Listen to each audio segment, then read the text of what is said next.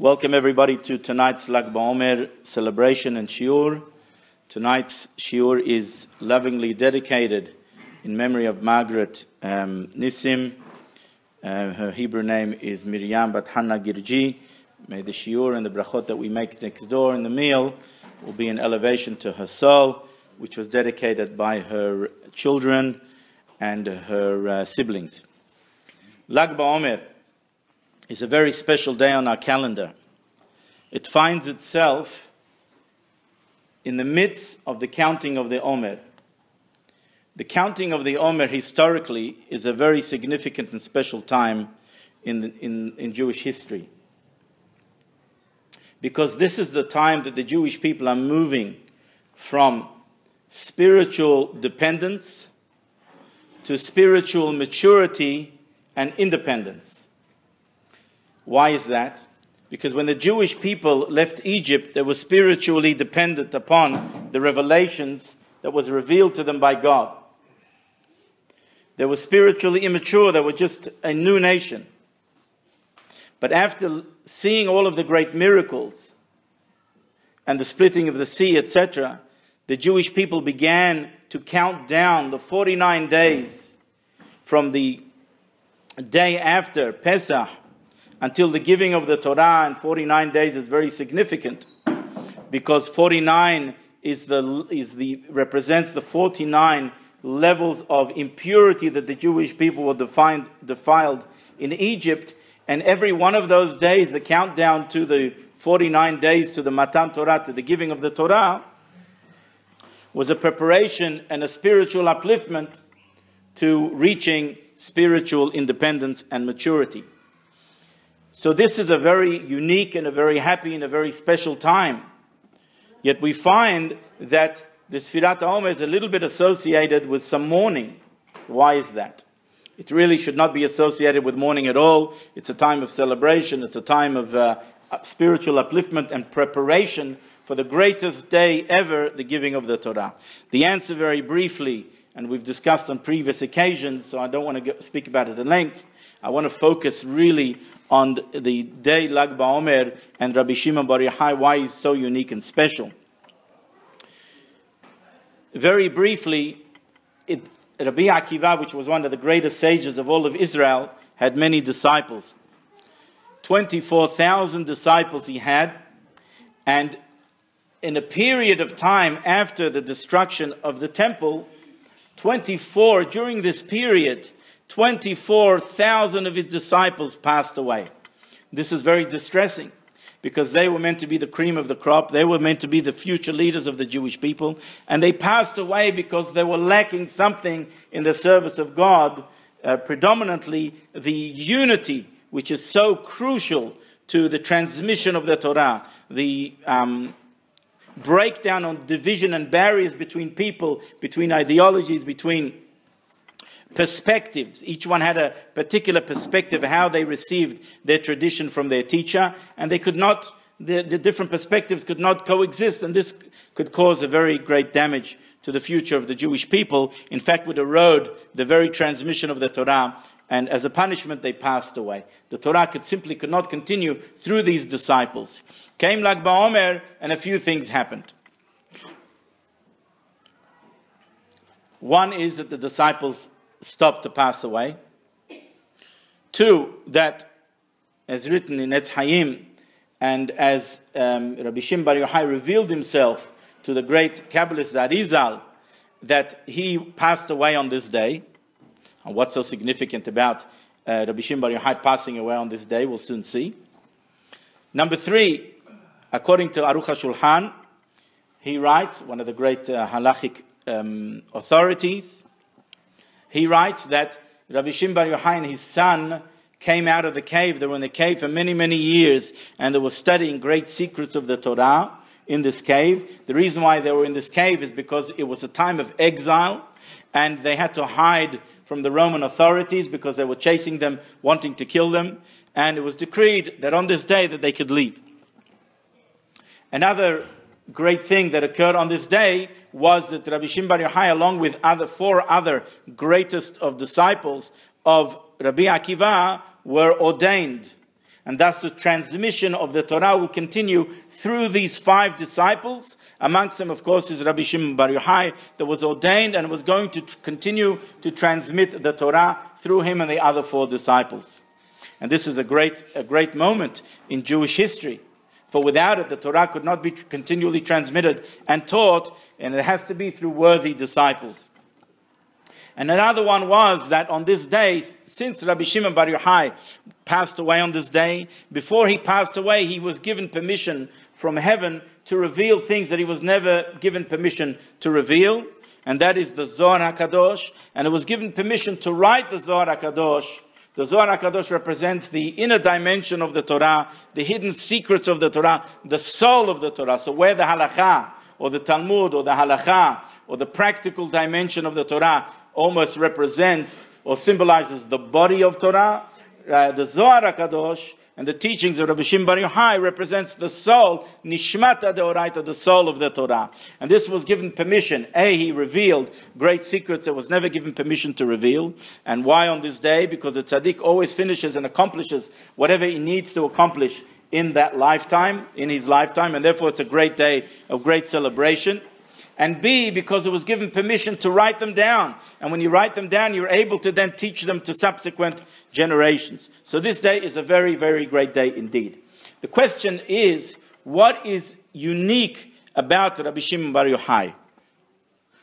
There are many disciples who were born. There were many great tzaddikim and many great righteous people that were born and that passed away. And that we did not make such a great celebration on the day of their passing like we do with Rabbi Shimon bar Yohai. This is very significant because the Zohar in Helek Bet and also in Helek Gimel writes that the generation preceding Mashiach, in other words, the generation that there will be the greatest revelation, the revelation of the Messianic redemption, is a redemption that is on in certain aspects similar to the generation of Rabbi Shimon bar Yohai. And therefore, if we can identify what is the uniqueness of Rabbi Shimon bar Yohai, what did he symbolize, what is the main teaching or the main aspect or dimension of Rabbi Shimon bar Yohai, we can then understand how it relates to us, how we can implement those lessons, and how we can then fulfill our ultimate goal. Because as we mentioned, this generation is a generation that is akin, that is similar in some ways, in some aspects, to the generation of Rabbi Shimon bar Yohai. Let's see how. In the Zohar itself, it says that the generation prior to the coming of Mashiach, there will be an explosion of knowledge. And we know that in the last 10 or 20 years, and even in the last couple of years, the amount of knowledge, the amount of learning and understanding things, and the technology and the new inventions that have come up are phenomenal. Phenomenal. I mean, if you were to speak to someone who was barely a believer, or maybe perhaps not such a believer, and you would tell him about the resurrection of the dead, he'll think that if he wasn't a believer, he'll think the resurrection of the dead is impossible. What are you talking about? And of course, we don't need science to be able to give a credibility to God. God created the world. God can do everything. And in the time when Mashiach will come, speedily, there will be the resurrection of the dead, and we will all be united with all of our loved ones. But we know that science now can take aspects of an animal and clone it. And so we see that science is moving to more prove and give more credibility in a more tangible and physical way through its knowledge to the Torah. Similarly, for example, there was an article that I didn't have time to read, but how your mobile device, your mobile phone, records everything about you. Everything that you do and many aspects about you. There's a Mishnah in Pirkei Avot that says that all your deeds are written above, are recorded above. Now for someone who's not such a great believer, perhaps not a believer yet, not a strong enough believer yet, comes the mobile phones, come modern technology, and records every movement. Every conversation that you have, every text that you send is all recorded, is not lost, and can be retrieved. So we see the influx of knowledge. Furthermore, we see an unbelievable phenomenon. that in the last generations, the concept of repentance, people who are coming back, people are thirsting, are searching for something spiritual. People are no longer satisfied with the materialism of the world. It just doesn't quench their thirst anymore. There has to be, people have come to a conclusion that there has to be something beyond, something greater, and people are thirsting, and people are looking, and people are searching, and many have found the truths and the beauty of Torah, and are coming closer to Torah in unprecedented levels in previous generations. Furthermore, the teachings of the Kabbalah itself, the teachings of the Zohar, the teachings of the mystical tradition, has been expounded, has been, people are looking for mysticism, people are searching and are thirsting for it in an unbelievable way, more greater than even generations that were more scholarly than us, because we are searching for something with depth. We are searching for the neshama of the Torah. We are searching for the soul of the Torah. And so here we see some similarities to the generation of Rabbi Shimon Bar Yohai that revealed the Zohar, and that the Zohar was written on his last day in this world. And this is similar to our generation, where we see, and ultimately the whole essence of the revelation of the Zohar, or an increase in light, is to be able for people to see much more truth, to be able to see the truth and the beauty of the Torah and come closer to the Torah. And this is what's happening in our generation. The generation that precedes Mashiach is exactly what's happening and unfolding before our very eyes. So we have a similarity. Therefore, if we understand the quality and the essence of Rabbi Shimon Bar Yohai, we can apply it to ourselves and better prepare ourselves for the coming of Mashiach, for the ultimate revelation that is imminent. Be'ezrat Hashem, speedily. Amen. What indeed is the uniqueness? And by the way, all of those things that we mentioned that occurred on Lag BaOmer are all interconnected. We don't have the time to be able to explain all of them, but you will understand that the continuation of the transmission of the Torah by the fact that he was ordained, the fact that they came out of hiding and they began to teach Torah, him and his son, Rabbi Elazar, who are buried together in Miron, by the way, is again a continuation of the light, a continuation of spreading the light of the truth and the light of the hidden aspects of the Torah. And the fact that he passed away on this day and he completed his journey and his mission in this world, and the fact that he revealed secrets that were not able to, he wasn't given permission to be revealed prior to that, and the fact that it was given permission for him to record it and write it as the Zohar that we have it today, are all interconnected, are all concepts of expanding the revelation and the light of the truth and the beauty of the Torah. So what is indeed the uniqueness, the unique quality that we can learn from Rabbi Shimon Bar Yohai? What is it that he taught us?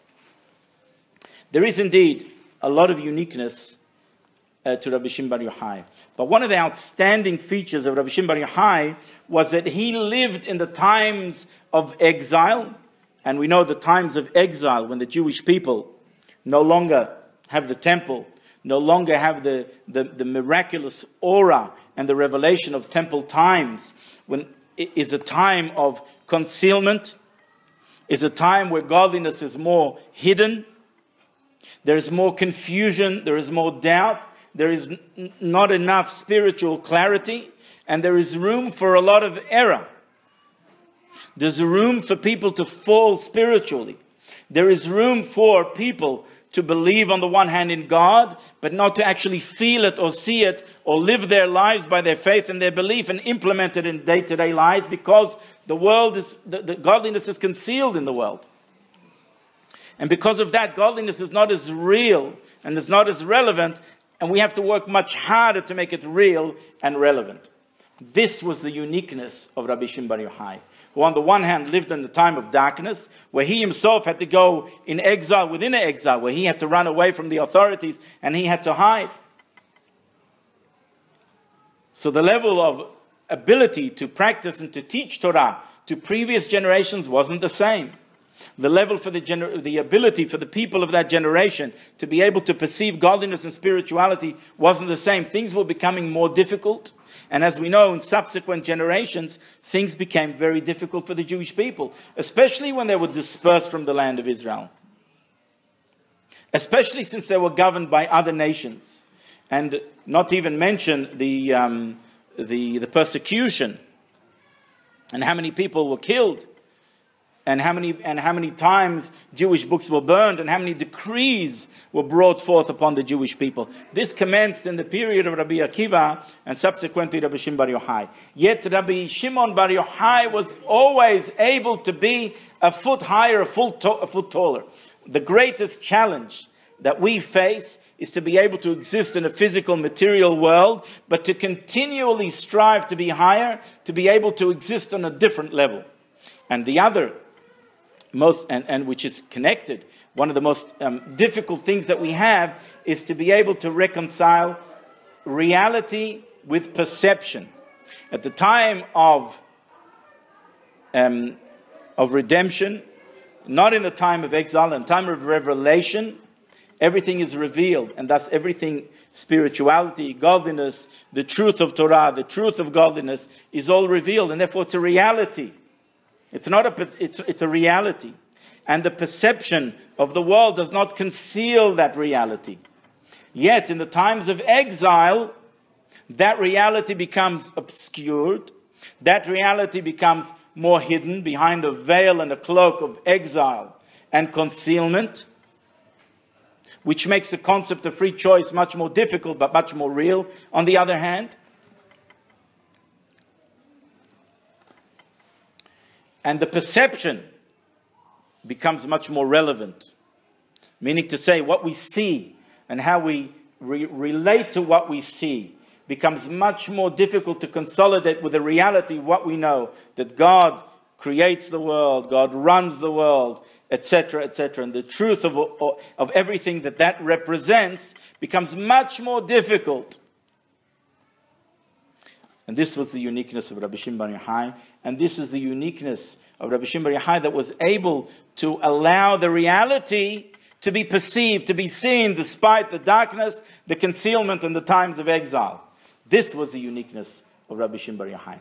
Let's see a classic example, two examples, one in the Gemara and one in the Midrash, that will help us understand. And we're going to make this shiur very, very short, although it can continue for quite a bit, but we have a timeline, and that timeline doesn't allow us to extend this lesson, but really we should spend quite a bit about this. Listen to this. The Gemara in Masechet Brachot Daf Lamed Hey Amud Bet. The Gemara says, Tanu Rabbanan, our rabbis learnt and taught, Ve'asafta deganecha, in the Shema that we say every day, there it says that God will bring the rains in the right time, and that He will allow us the great blessing of having rain, and then bringing in the grain, our produce, the produce of the grave. Asafta deganecha, you will gather in your grain. So the Gemara asks, Ma Talmud lomar? Why does the Torah have to tell us that God will bring in the rains? That we know, it's a blessing. But why does the Torah have to tell us you will gather your grains? I mean, it's obvious that you're going to gather in your grains. The Torah has to tell you that you're going to gather in your grains. So the Gemara quotes a verse, and the verse reads as follows: Lefi sheneimar, since there's another place in the Tanakh that says, Lo yamush sefer haTorah hazeh mipicha ve'agita bo yomam v'layla. The Torah should never cease from your mouth, and you shall study Torah day and night. In other words, that verse says that a person should so cleave, so understand the truth of Torah, so appreciate the beauty of the Torah, that he'll never want to and never should leave the Torah, and he should always adhere to the study of the Torah, because this is the essence of our existence, and never leave it.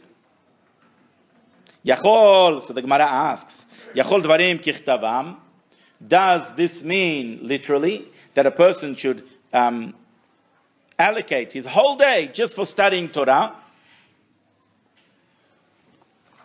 But if a person would allocate his whole day just for studying Torah, how will you earn a livelihood? So comes another verse and tells us, yes, you've got to dedicate as much time as Torah as you possibly can. You must dedicate as much time to spiritual pursuits as you possibly can. Talmud lomar, but the other verse teaches us, ve'asafta deganecha, go and earn a livelihood. Go and bring in your grain. Go and do whatever you need to do to earn a livelihood. but minimally so, in order to be able to earn a livelihood. But then you have the other verse that says, appreciate, learn to appreciate the beauty of Torah and dedicate yourself to spiritual pursuits, because that is our essence. And the Gemara says, "Hanheg bahen minhag derech eretz."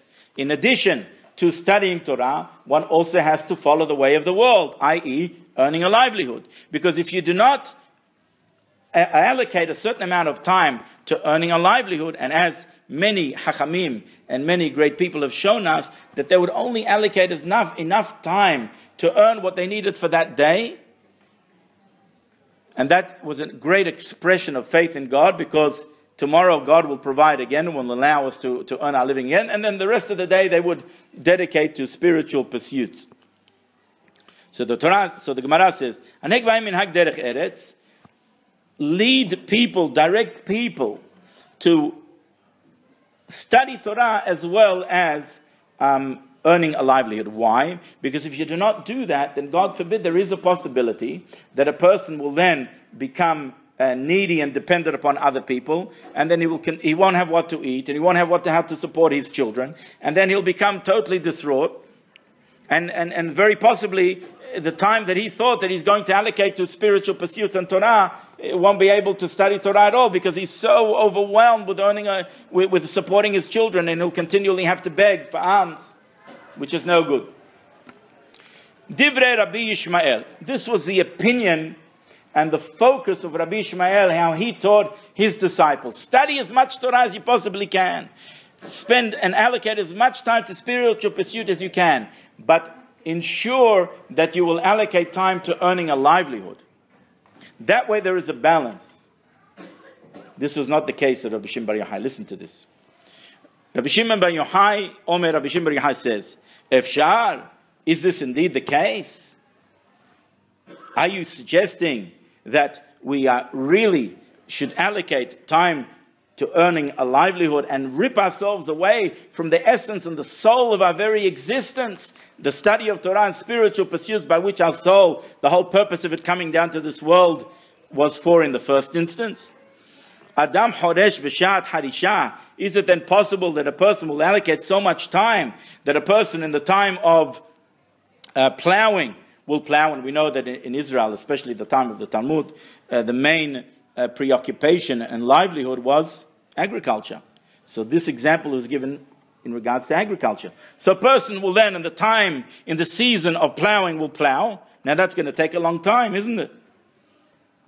And then, Beshat, Vizorea Beshat Ziriyah, and then in the time which is the proper time to be able to go and plant the seeds, then you've got to go and plant the seeds. And that's going to take a lot of time as well. And then you go and you harvest in the time of harvesting. That takes a long time. You ever saw how they pick grapes? They pick grapes by hand. Takes a long time. V'dash b'sha'at disha, and you thrash at the time of thresh in the time of threshing. One of the ways to be able to break down the seeds from the klipa, from the husks and whatever. V'zoreh b'sha'at haruah, and then after that you have to wait for the right time for there to be winds, and in order to be able to do winnowing, what they did was that they threw everything up in the air, and the wind would come and take away the chaff, would take away the light stuff and leave the seeds. All of this has periods of time in the calendar, and all of this takes a lot of time and effort. So you're going to do all of this, says Rabbi Shimon ben Yohai. Torah matei alea. Where will you have time to study Torah? Now we know we earn a living. Everybody allocates time to earn a living. How much time do we allocate for earning a living, and how much time do we allocate for Torah? It seems that the exact opposite has become the case, that we spend more time earning a living and so minimal time studying Torah. Things have become confused. Ela, Rabbi Shimon bar Yohai says as follows: Bizman she'Yisrael osin retzono shel makom.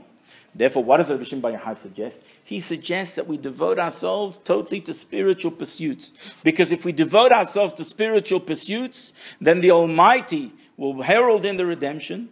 And even until the time that the redemption has not come, the Almighty will help us miraculously. In other words, the little effort that you place in, you will see great bracha, great blessings in the minimal effort that you place. So when you do the will of God, the work is done by others for you. You will be sustained.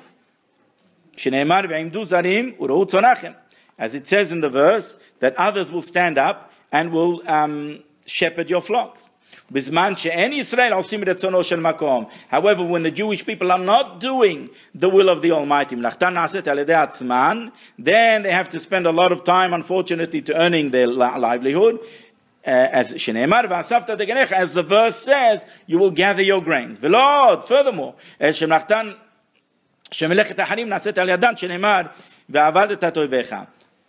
and even worse, you will actually be subservient to the people around you, to the nations who rule you, and you will have to be able to work for them. Is this an indication of taxes? I don't know. Amar Abaye. Abaye says, Arbu asu kerabi Ishmael ve'alta beyadan. Many did follow the advice of Rabbi Ishmael that suggested that, or advised his students, that we study Torah, and we also look for means and ways of allocating time to earning a livelihood. Rabban Shimon ben Yohai, and there are those who tried the method of Rabbi Shimon ben Yohai, velo altan beyadan, and weren't successful. Those that followed the mythology and the principles of studying Torah with earning a livelihood like Rabbi Ishmael was successful. Those that tried to follow the stringent approach and the spiritual method of Rabbi Shimon ben Yohai, not many were successful. We see from here that what Rabbi Shimon ben Yohai was about was to be able to live in this world, but to be able to live with the reality of godliness and spirituality, to be above the material world and not be anchored and harnessed by it. It's not an easy thing. The fact that not everybody succeeded doing it is of no concern to us. Why? Because we have to understand the principle and the guiding lights of Rabbi Shimon ben Yohai. And that is to be able to at least borrow the principles of Rabbi Shimon ben Yohai as much as we possibly can. And that is to be able to live in this world, but to be able to be a foot higher. Not to be anchored by the materialism of the world. And not to be carried away by earning a livelihood and spending our lifetimes on leisure and pleasure, etc. I just want to finish off with one little piece. Amar Rabbi, because the Ben Ish Chai has a very interesting teaching on this. Amar Rabbi Bar Hana, Amar Rabbi Yohanan Mishum, Rabbi Yehuda Bar Ilai. Rabbi Ilai says, Rabbi says in the name of Hana, in the name of Rabbi Yohanan, in the name of Rabbi Yehuda Bar Ilai, which is, by the way, buried on the way to Tzfat. If anybody passed by there, Bo Ur'eh, come and see. Shelo kedorot harishonim, dorot hacharonim. The earlier generations were much higher, much greater. They weren't the same as later generations. Why? Dorot harishonim, the earlier generations, asu toratan keva. They made the Torah study and spiritual pursuits a fixture, an unmovable and unshakable fixture. Not that, if there's a shiur, maybe I'll go to it, maybe I won't go to it, maybe I'll go to minyan, it was a fixture. It was sacrosanct. It was sacred. It was immovable. And umelachtan arai, and they would view the physical world and earning a livelihood as only a means to a goal. A goal to a mean. A means to a goal. Meaning to say that they didn't attribute importance to it. And then, and both the spiritual pursuits and they were successful in earning a livelihood. Dorot haronim, however, the later generations, that did the exact opposite. When it came to material things and material pursuits and earning a livelihood, they made that sacrosanct. That was the fixture. Well, if I have a little bit of time, I'll study Torah. But if not, I'll dedicate and devote everything, all of my energies, all of my time in earning a livelihood and material pursuits. However, the Torah was secondary. Wasn't solid, wasn't a fixture. If I'll go, I'll go. If I don't go, I don't go. If the phone rings, I'm studying. If the phone rings, I'll answer the phone. Even though I'm in the middle of a shiur, I'm studying, I'll go out, I'll come in. They weren't successful neither in their spiritual pursuits or in the physical pursuits or in the materialism. As we see, that not everybody in the world is rich. Even though that we work so hard and we work to put in so many hours, some are wealthy, but the majority are not wealthy. This was the mythology of Rabbi Shimon Bar Yohai. There's an interesting midrash in Shemot Rabbah that tells a very interesting story and says that one of the disciples, one of the students of Rabbi Shimon Bar Yohai went overseas and became very wealthy, became fabulously wealthy and came back, and the other students were a bit anxious. Here they are devoting themselves to spirituality and the study of the Torah, and they're indeed great scholars, and here this guy now has it easy. He's got the easy street, got an easy life now. And they were concerned. Rabbi Shimon Bar Yohai, the Midrash tells us, took him to a valley, and in this valley they saw a mound of gold coins. And he said, whoever wants, go and take.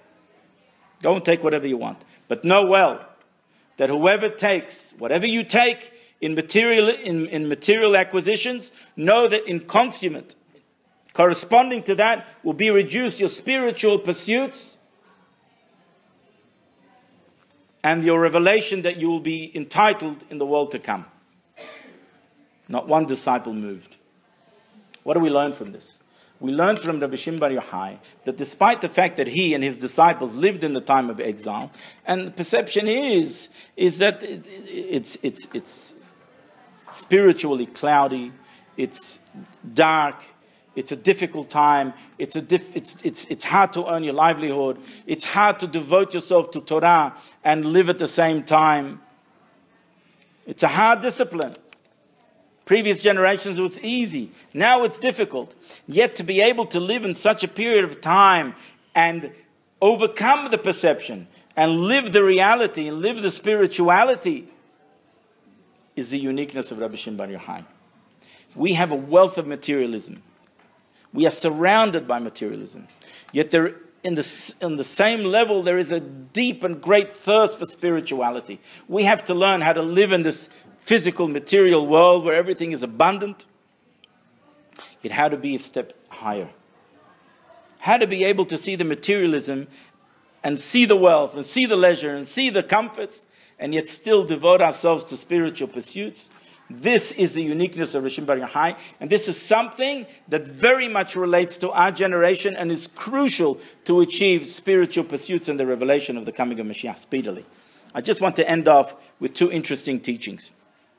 One teaching that says a diuk on this Gemara, that the Gemara says, Adam, a man, sows in the time of sowing, harvest, plows in the time of plowing, and the man sows in the time of sowing, and harvests in the time of harvesting, and threshes in the time of threshing, and winnows in the time of winnowing. One of the great sages asked, why does he say a man, Adam? Why does he say the expression Adam? Why doesn't he use a different expression? The answer is because Adam is the highest expression of man. There's different ways that the Hebrew language calls man. Gever, Enosh, Ish. Adam is the highest. That's the most spiritual. Is it possible that a spiritual human being will then focus all of his attention on materialism? This was the teaching of Rabbi Shimon Bar Yohai. Not necessarily that Rabbi Shimon Bar Yohai was saying, no, don't spend even a moment on earning a livelihood. But is it possible that a person takes his soul and takes his essence and takes his whole being, his entirety, and places it in the materialism and places it in earning a livelihood to the extent that he's totally divested of spiritual pursuits? He no longer feels spirituality. He no longer understands spirituality. He no longer cares for spirituality. All he cares is the materialism of the world. That's an impossibility. That is something that we should never allow ourselves to ever reach, to ever see. And this is what Rabbi Shimon Bar Yohai is teaching us. We may need to earn a livelihood. We may need to exist in this physical, material world. We may be surrounded by materialism. We may be surrounded by darkness. We may be surrounded by uncertainty. Maybe there are a lot of doubts and a lot of questions. Yet we always must strive to be a step higher. And one more teaching I want to say from the Ben Ish Hai, which is very, very beautiful. The Ben Ish Hai says as follows. What's the difference between the early generations and the later generations that we said about this Gemara? We mentioned that the earlier generations, when it came to spiritual pursuits, it was unshakable, unmovable. Keva means something that is that is a fixture in your life. Later generations, Torah became much more secondary, and earning a livelihood and the material wealth and leisure and comforts became the predominant focus in their life. The Ben Ish Hai says a very beautiful thing. This does not mean to say that, and they were successful. The Ben Ish Hai says in order to be successful, that doesn't mean to say that you have to spend 9, 10, 12 hours studying Torah per se. If you can, great. But when it comes to the time that you have allocated, it must be sacrosanct. It must be sacred. When you are studying Torah, when you have a shiur, you go to that shiur religiously. If you've allocated a day or 2 or a Shabbat or Mondays and Thursdays to come to the synagogue, that must be immovable. When you study Torah, you don't go and check your SMSs or check your mobile and answer your phone. Right now, it's like Shabbat. You don't answer the phone on Shabbat. You make that Torah a fixture in your life.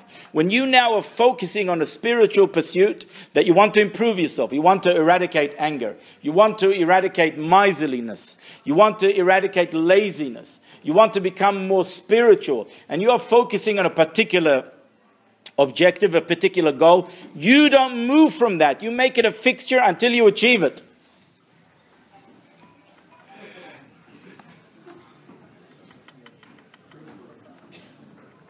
Divine heavenly sign. That's what the Ben Ish Hai says. You don't move from that, and then you will succeed. You will succeed in your spiritual pursuits, however small that they may be, because they are solid in your life. And you will succeed in your material pursuits as well. Your material pursuits will not bring you down, will not take your Adam, your highest level, your neshama, your soul, and bring it down and enclose it in the materialism that it's totally concealed, no longer you feel anything. And then he says a beautiful thing. He says, why does the Gemara use the expression keva? Keva in Hebrew means solid, a fixture. He says, and remember the whole Aseret, the whole counting of the Omer is all in order to be able to prepare us for what? For the giving of the Torah. And on the day of Shavuot was given what? The 10 Commandments, which as we learned in our other Shiurim of the 10 Commandments, that is the essence of the whole Torah. Says the Ben Ish Hai, the word Keva is spelled Kuf, Bet, and Ain, which is 172. And he says, because that comes to hint to us that there are 172 words to the 10 Commandments. Keva, Kuf, Ayin, Bet. There are 172, which corresponds to the word Keva, means fixture. If you want the 10 Commandments, the giving of the Torah, to be a reality, you have to make it a fixture. If you want to be the true recipient of the Torah, it must be a fixture in your life. Keep Shabbat no matter what. Put on tefillin no matter what happens. There's who knows what, there's an important appointment, there's this, you're going to lose money, the Torah promises that if you make your Torah, make your spiritual pursuits a fixture, then you will succeed in both. Your materialism will succeed as well. If there is a situation by which there's a disturbance to your Torah that you have made a fixture, that's only a test that God is testing you to see whether you'll be able to withstand, in order to see whether you're deserving to be successful both in spiritual and material pursuits. You put effort and you succeed and you make the Torah a fixture, a keva, you will then be the recipient of the 172 words of the 10 Commandments, which is the essence of the whole Torah. May the merit of Rabbi Shimon bar Yohai stand us in good stead. Please join us next door for a meal. And this, as I mentioned before, is in the elevation of the soul of Miriam Bat Hannah Girji.